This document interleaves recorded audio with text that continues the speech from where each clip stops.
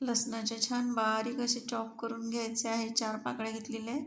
3 हिरव्या मिरच्या बारीक करून घेतलेल्या आणि एक मीडियम आकाराचा कांदा घेतलेला आहे.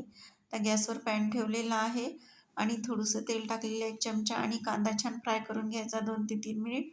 त्या हिरव्या मिरच्या टाकलेल्या ते सुद्धा फ्राय करून घ्यायच्या आहे आणि बारीक कापलेला लसूण खाताना छान चव येईल बारीक कापून टाकला असतात आणि 1 छोट्या चमच्याने जिरं छान तडतडलेलं आहे.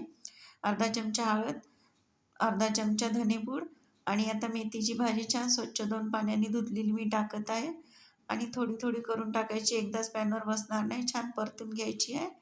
5 मिनिट अशी परतून घ्यायची आहे. आवडल्यास सबस्क्राईब करायला विसरू नका. लाईक करा आणि कमेंट करून सांगा तुम्ही अशाच प्रकारची भाजी बनवता का?